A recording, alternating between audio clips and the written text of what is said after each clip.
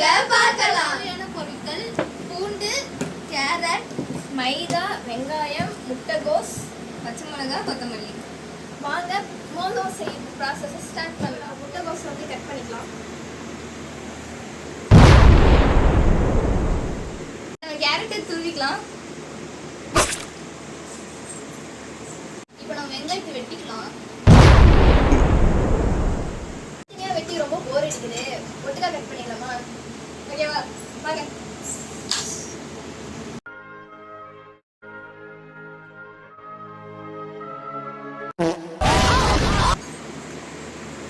இப்போ நம்ம மாவை பசஞ்சாச்சு.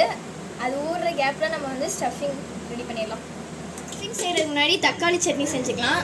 அதுக்கு 4 தக்காளியை தண்ணியில் போட்டு வேக வச்சுக்கலாம். அது கூட 4 வரமிளகாவையும் போட்டுக்கலாம். இது நல்லா வேகட்டும். ஒரு 5 மினிட்ஸ் மட்டும் வச்சுருங்க. நல்லா வேக வச்சு எடுத்தாச்சு. இப்போ நம்ம இது வந்து தோலை உரிச்சிட்டு இதில் இருக்க காம்பி எடுத்துட்டு அரைச்சி எடுத்துக்கலாம்.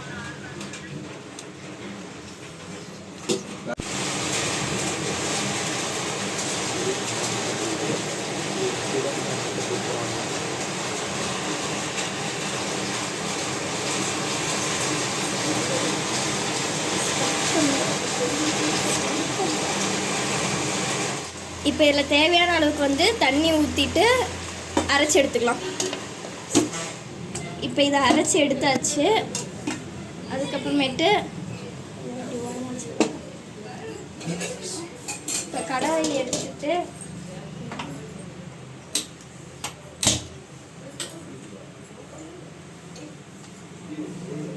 ஆயில் ஊற்றிக்கலாம்.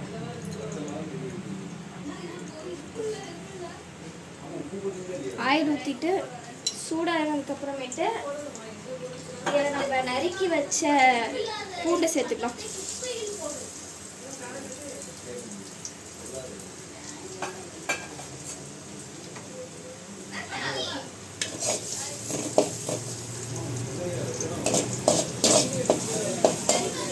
பூண்டு சேர்த்துட்டு இது கூட கொஞ்சோண்டு இஞ்சி சேர்த்துக்கலாம். கட் பண்ணி வச்ச இஞ்சி.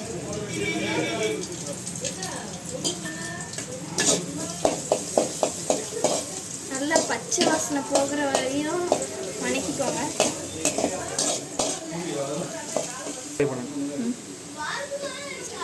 அரைச்சி வச்ச தக்காளியை வந்து இது கூட சேர்த்துக்கலாம்.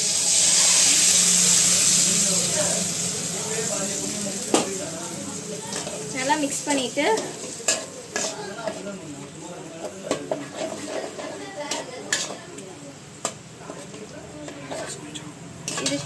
இது கூட சோயா சாஸ் கொஞ்சமும்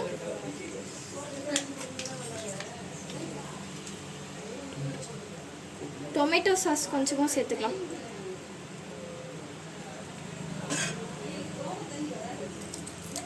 இதை நல்லா மிக்ஸ் பண்ணி விட்டுருக்கோங்க.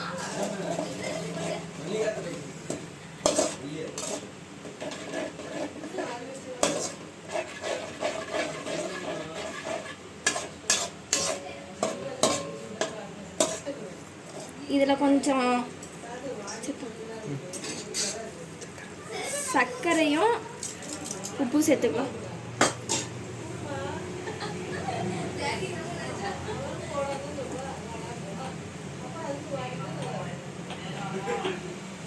உப்பு கொஞ்சோண்டு சேர்த்துக்கலாம்.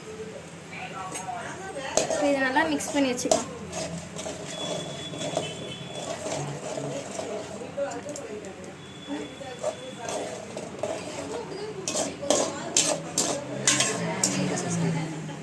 இப்போ வந்து தக்காளி சட்னி வந்து ரெடியாகி தேவையான அளவுக்கு எண்ணெய் ஊற்றிக்கோங்க.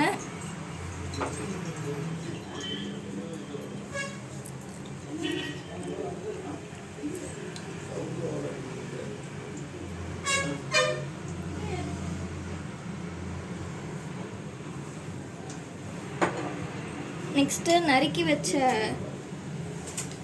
பூண்டை உள்ள சேர்த்துக்கோங்க.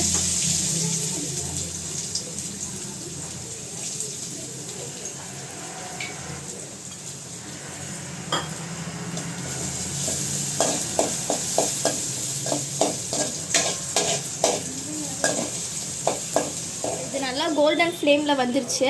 இது கூட கேரட் ஆட் பண்ணிக்கலாம்.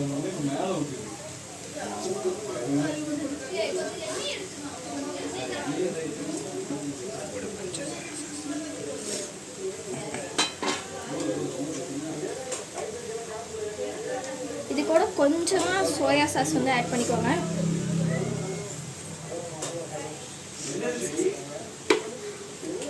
டொமேட்டோ சாஸும் கொஞ்சோண்டு ஆட் பண்ணிக்கோங்க.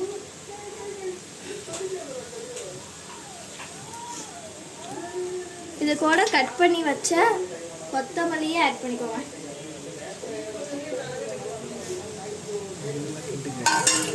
இப்போ நல்லா மிக்ஸ் பண்ணிக்கோங்க.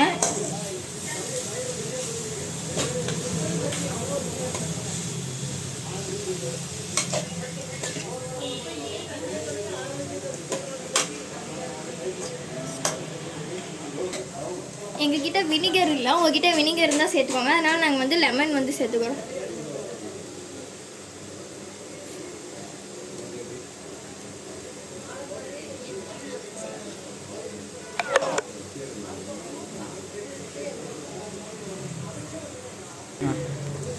இப்போ நல்லா மிக்ஸ் பண்ணிக்கோங்க.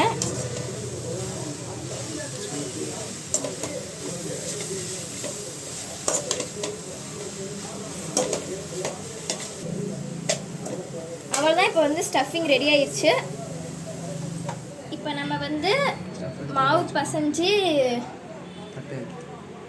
தட்டி எடுத்து வச்சுருக்கோம். அதில் வந்து ஸ்டஃபிங் வைக்கலாம். கரெக்டாக சென்டராக வைங்க. ஒரு 2 ஸ்பூன் வச்சா போதும். ஃபஸ்ட்டு இப்போ நான் பண்ணுற மாதிரியே அப்படியே பண்ணிக்கோங்க.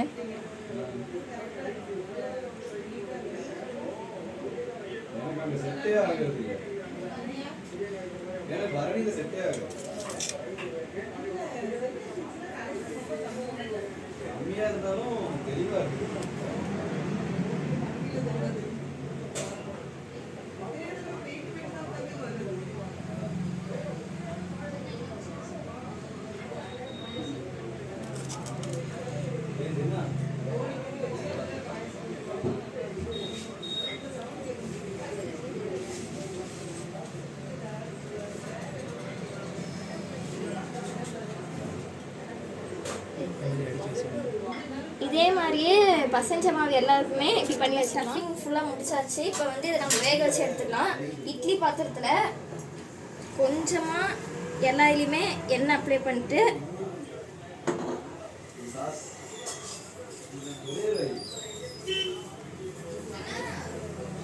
ஒரு இதில் 2 இது வச்சுக்கலாம்.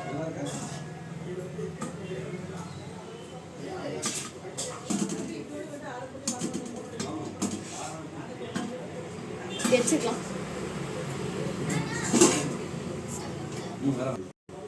இப்போ இது உள்ளே வச்சாச்சு. இதை வந்து நம்ம 30 நிமிஷம் வேக வச்சுட்டு எடுத்துக்கலாம். இப்போ இது நல்லா வெந்துருச்சு. இதை நம்ம எடுத்துட்டு டேஸ்ட் எப்படி இருக்குன்னு நாங்கள் வந்து உங்ககிட்ட சொல்கிறோம்.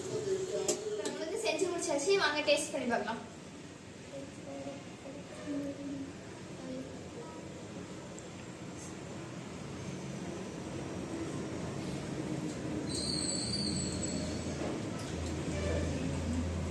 டேஸ்டா இருக்கு. இந்த ரெசிபி உங்களுக்கு பிடிச்சிருந்தா கமெண்ட் பண்ணுங்க. இந்த வீடியோ பிடிச்சிருந்தா லைக் பண்ணுங்க, ஷேர் பண்ணுங்க. மறக்காம நம்ம சேனல்ல சப்ஸ்கிரைப் பட்டனை தட்டி விட்டுருங்க. Bye by.